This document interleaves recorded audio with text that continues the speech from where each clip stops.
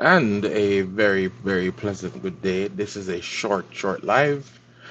Um, I just want to talk a little bit about Benin's invitation for us to come home. I think it's a great thing. Apart from Benin, the only other people that have a set program for us to come home would be Sierra Leone and Ghana.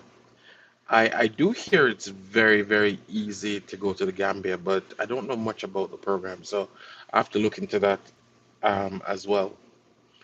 But I see people moving to several different African countries and living there, or at least, having to leave every 3 months and so on. That's personally not for me. I'm an old man. I like stability, so that's not for me. So if I go anywhere, it has to be where all the I's are dotted and the T's are crossed, right? So that's just for me. So, anyways, I saw the ads and the chats going all over. I'm in many chat groups on WhatsApp, and so people are saying Benin is offering passports. So I was like, okay. So I did as much research as I could, and I only found one article talking about this.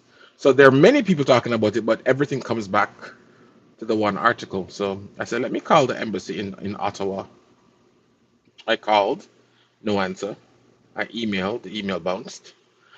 Not a good start, because believe me, if you ever try reaching out to some of these African countries, it is unbelievable that they don't respond to emails, or sometimes they don't answer the phone. The African Union is one for that. They don't respond. So I said, let me call the embassy in Washington, D.C. So I called, and blessings, big man. Yeah, man, Messiah. I called, and day one, I left a voicemail. I called back the next day, and somebody answered. So I explained. I said, I gave them my name. I said, I'm a Jamaican living in Canada, and I've been trying to establish some roots in Africa for the past 2 years. And the person started kind of chuckling. So I said, yeah, I heard that you guys are going to be giving away passports to descendants of the transatlantic slave trade.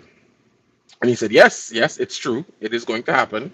It was announced, but unfortunately, we don't have anything procedural at the moment. So they don't even know what it's going to entail.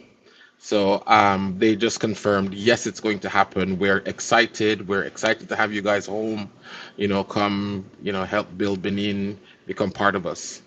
So they were very excited. So that was very good to hear. You guys don't realize how very good that was to hear, because I've gone to Kenya now three times, and I love Kenya. I have my Kenyan thing on my hand. Love Kenya. Don't worry, I have the Jamaican and the Kenyan. I love Kenya, and I don't think that's going to ever change, because that was my first foray into Africa. And as I said, the lady at the airport, that lady at the airport made me feel welcomed. It's like, brother, welcome home. So that's emotional. That's not going to go away. But procedurally, um, Kenyan situation was not set up for us. What they're asking for to get a work permit is 100,000 US dollars. And I don't know if you know, wherever we are in the world, which is black people, which is Africans, wherever we are in the world, we tend to be, especially if we're in non-black countries, we are usually at the bottom of the socioeconomic scale. I don't know how many of us have 100,000 US dollars having somewhere, right? So to be able to move that money, and especially if you take a loan and interest, it's prohibitive. It's not something we can do easily, especially with our mentality. Um, I looked at Zimbabwe, because I also have an affinity for Zimbabwe.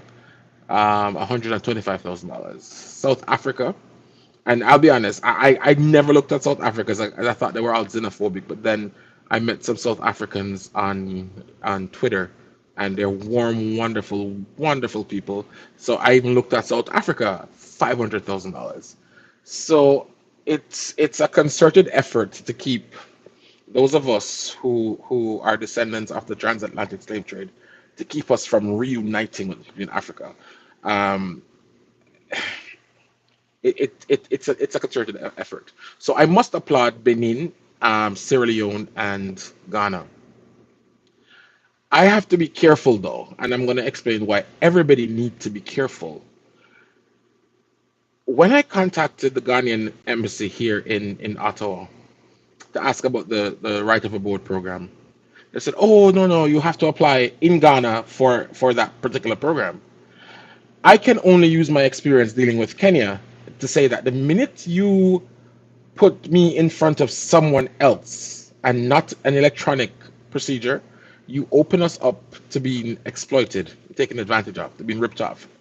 So that's an issue for me in Ghana, and I know people who have had issues in Ghana where that's concerned. You have to pay, and in Kenya they even make it sound nice. It's called facilitation fees. It's not right. When I was coming to Canada, I applied online for everything. The only time the only time I saw I had to give papers or anything was at the Canadian embassy in Kingston, Jamaica.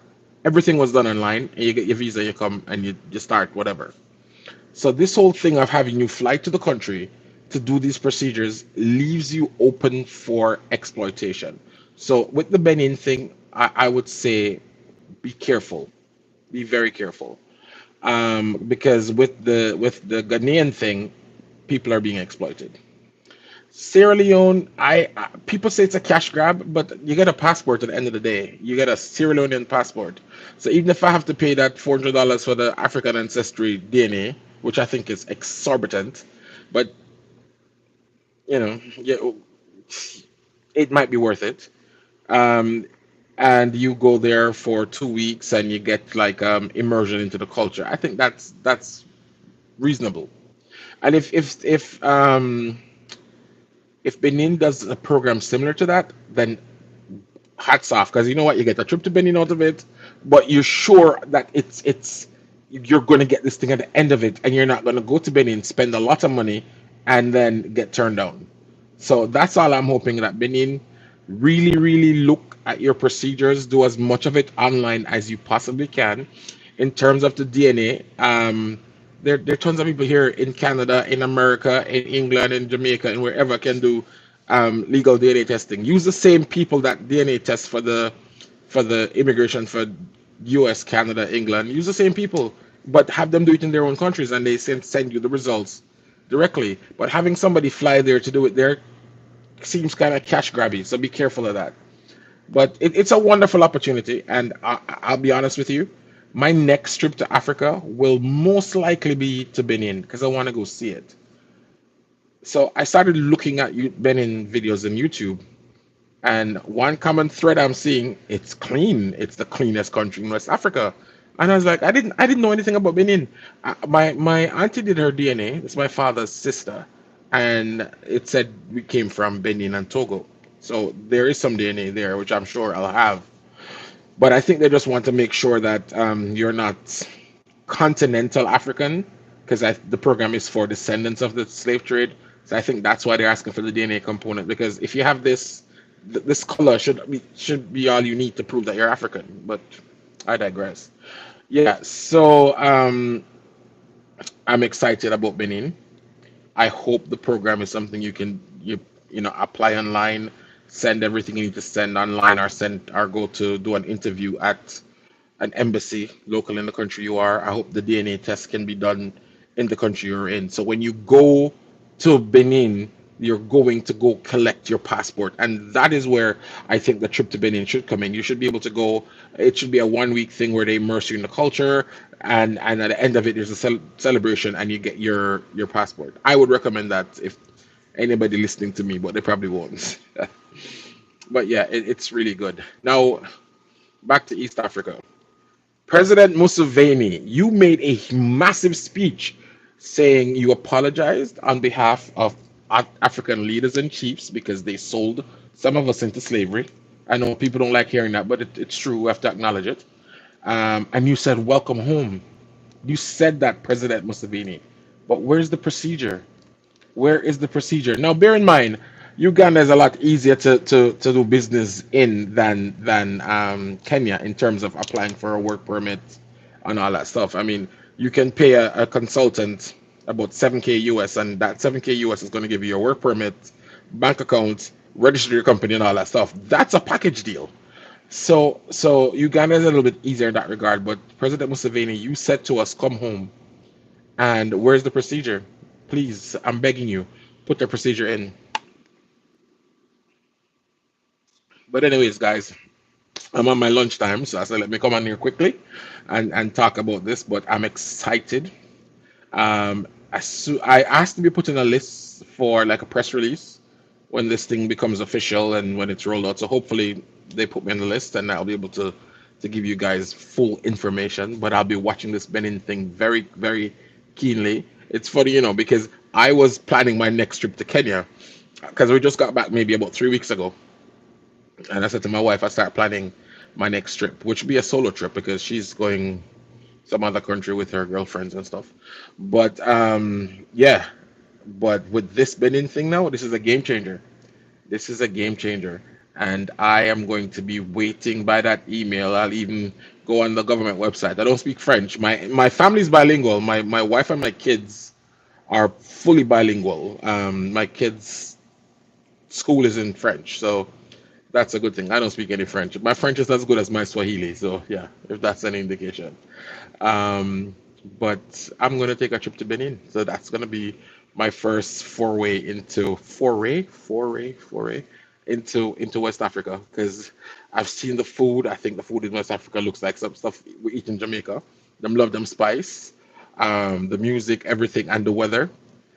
So I'm looking forward to it. But East Africa, get your stuff together if you want us there, because some of us want to come there again. See, I have my Kenya Jamaica bracelet on me. Kenya would be my first choice every time. It would be, and I make no apologies for saying that. But sometimes you must, as we used to tell my friends when I'm giving advice. Sometimes you date who want you, not who you want. Same thing. So yeah, if a country is saying welcome home, then you know what? We go do some investment there and do some business. Absolutely. So, anyways, people, for the few people who came and said something in here, thank you. I appreciate it. All the best and blessings, man. I'm out.